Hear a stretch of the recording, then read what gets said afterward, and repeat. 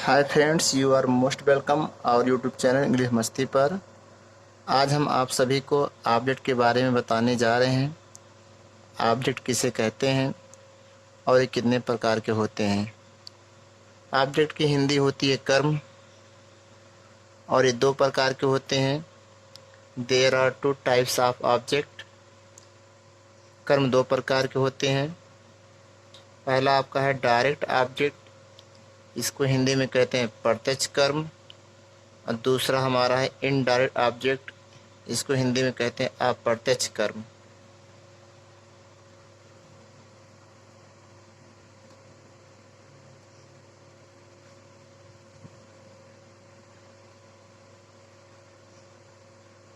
Direct object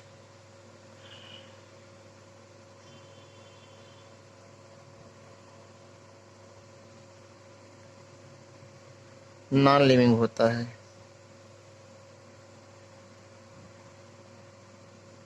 non living अर्थात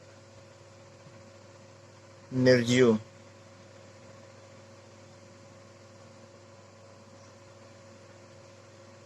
होता है। और इनडायरेक्ट ऑब्जेक्ट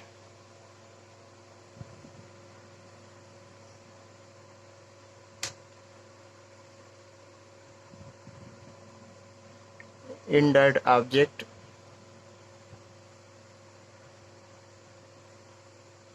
लिविंग अर्थात सजीव होता है।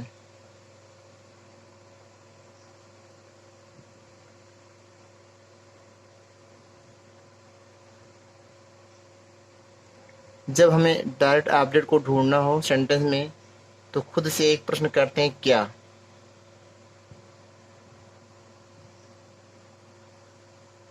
क्या प्रश्न करने से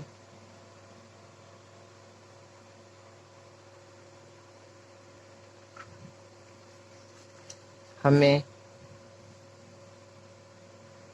प्राप्त हुआ शब्द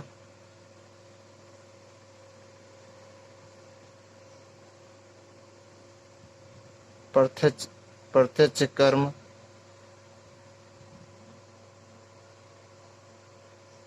कहलाएगा।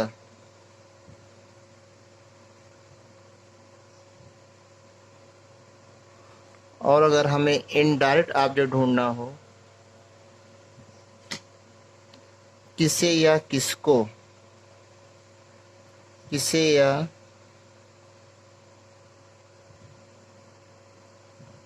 किसको प्रश्न करने से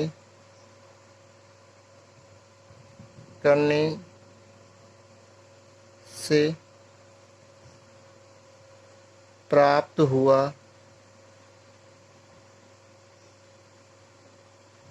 शब्द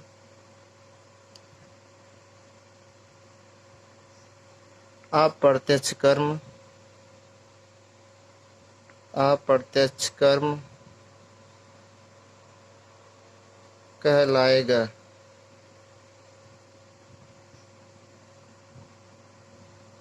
जैसे पहला एग्जाम्पल हमारा है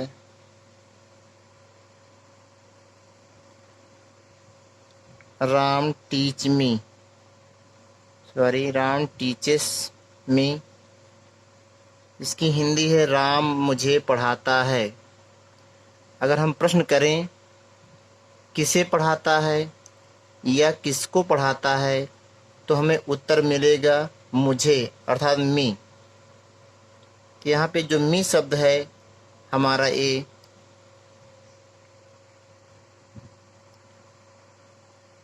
इनडायरेक्ट ऑब्जेक्ट है। इनडायरेक्ट ऑब्जेक्ट है। लेकिन अगर इसी सेंटेंस को हम थोड़ा सा बढ़ा दें, जैसे हमारा दूसरा एग्जाम्पल है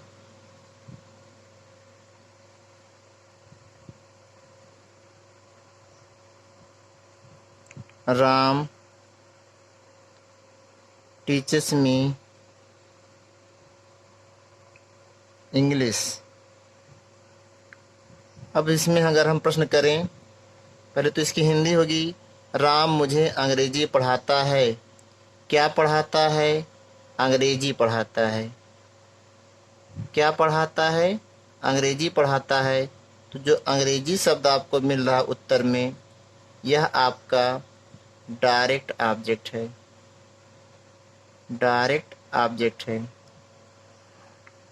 और जैसे कि ऊपर बताया गया था कि जो इनडायरेक्ट ऑब्जेक्ट होगा वो हमारा सजीव होगा, अर्थात लिविंग होगा।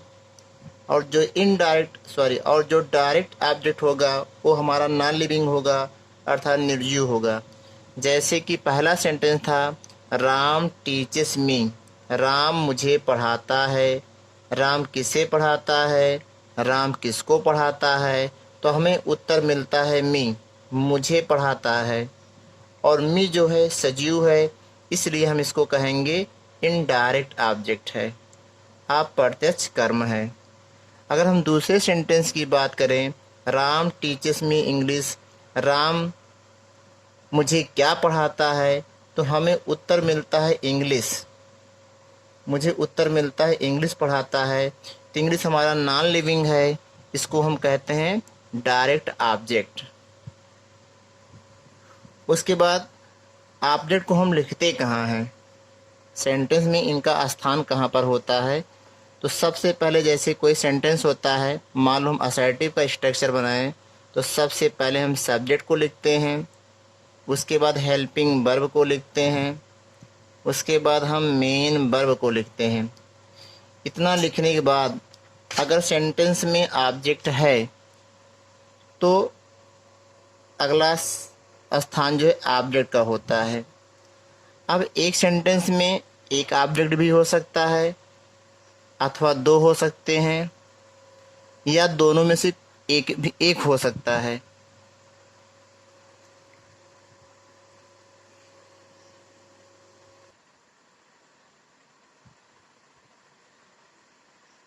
अब हम बात करते हैं, अगर एक सेंटेंस में दोनों ऑब्जेक्ट आ जाएं, अर्थात डायरेक्ट भी आ जाए और इनडायरेक्ट भी आ जाए, तो किसको पहले लिखेंगे और किसको बाद में लिखेंगे?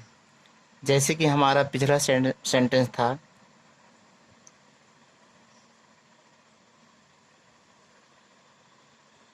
राम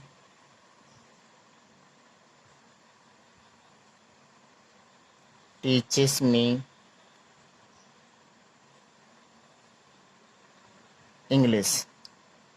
राम मुझे अंग्रेजी पढ़ाता है।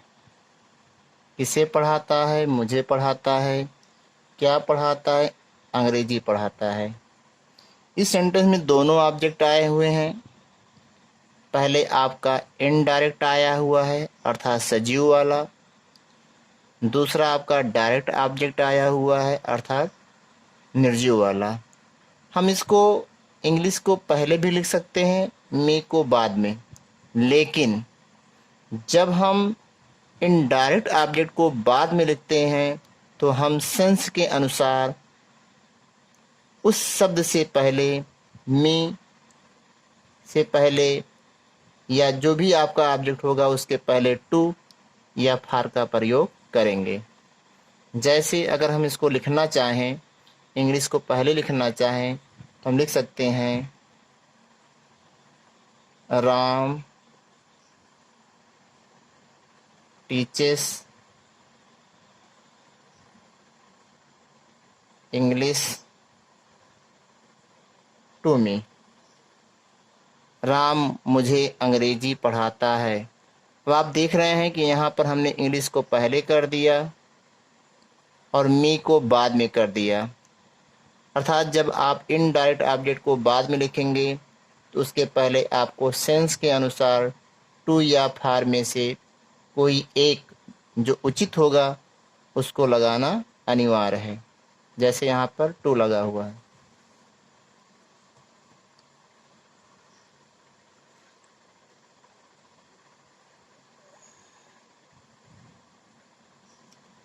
अगला एग्जाम्पल हमारा है, माई फादर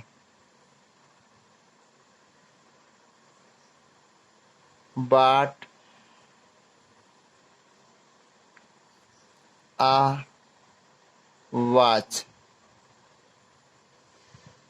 फॉर मी। इसका अर्थ है दोस्तों कि मेरे पिताजी ने मेरे लिए एक घड़ी खरीदा। अब आप देख रहे हैं यहाँ पर आ वॉच क्या खरीदा, एक घड़ी खरीदा। यह आपका डायरेक्ट ऑब्जेक्ट है, यह आपका निर्जीव वाला है। दूसरा आपका ऑब्जेक्ट इनडायरेक्ट है जो सजीव है, मी, मेरे लिए। हम इस सेंटेंस को इस तरीके से भी लिख सकते हैं, मी को हम पहले भी कर सकते हैं, आवाज को बाद में कर सकते हैं। जैसे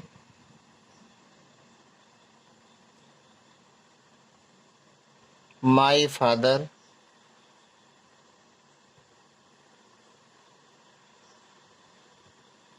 bought me a watch। अब आप देख रहे होंगे कि यहाँ पर मी पहले कर दिया गया, आ वॉच को बाद में कर दिया गया। ये भी सेंटेंस मेरा सही है, और जो पहले लिखा गया था वो भी सेंटेंस मेरा सही था। लेकिन अंतर यही है कि पहले सेंटेंस में यहाँ पर डायरेक्ट ऑब्जेक्ट पहले लिखा गया था, इनडायरेक्ट को बाद में लिखा गया था। लेकिन दूसरे सेंटेंस में इनडायरेक्ट ऑब्जेक्ट को पहले कर दिया गया और डायरेक्ट ऑब्जेक्ट को बाद में कर दिया गया। तो जब कभी भी एक सेंटेंस में दोनों ऑब्जेक्ट आ जाएं, सजीव वाला और निर्जीव वाला दोनों, तो हम बेहतर होगा कि हम जो है इनडायरेक्ट ऑब्जेक्ट को पहले लिखें, जिससे कि हमें टू और फॉर का प्रयोग करने से बच जाएं। वहाँ पे हमें नहीं सोचना होगा कि हम इनडायरेक्ट ऑब्जेक्ट से पहले टू लगाएं कि फॉर। तो आपको वहाँ पे टू और फॉर का प्रयोग नहीं करना होगा। चलिए दोस्तों, हम और भी एग्जाम्पल के माध्यम से इसको समझने का प्रयास करते हैं।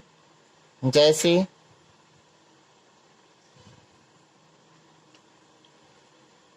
She sings a song for them। वह उनके लिए एक गीत गाई। इस सेंटेंस में दो ऑब्जेक्ट आए हुए हैं। आ सॉन्ग क्या गाई, एक गीत गाई। दूसरा किसके लिए गाई, देम उनके लिए गाई। अब इस सेंटेंस को अगर हम लिखना चाहें दूसरे तरीके से कहने का मतलब है कि अगर हम इनडायरेक्ट ऑब्जेक्ट को पहले लिखना चाहें और डायरेक्ट ऑब्जेक्ट को बाद में, तो हम उसे लिख सकते हैं। She sings them a song. ये दोनों सेंटेंस हमारे सही हैं, ए भी सही है और ए भी सही है। फर्क सिर्फ इतना ही है, इसमें डायरेक्ट ऑब्जेक्ट पहले लिखा गया है, इनडायरेक्ट ऑब्जेक्ट सजीव वाला बाद में लिखा गया है। लेकिन दूसरे सेंटेंस में इनडायरेक्ट ऑब्जेक्ट को पहले लिख दिया गया और जो डायरेक्ट ऑब्जेक्ट था उसको बाद में लिख दिया गया। दोस्तों, उम्मीद करते हैं कि आपको ऑब्जेक्ट के बारे में अच्छी तरीके से समझ में आ गया है, और हम आपसे रिक्वेस्ट करते हैं कि आप हमारे चैनल को सब्सक्राइब कर दें। कमेंट बॉक्स में कमेंट लिखना ना भूलें। Thanks for watching my video.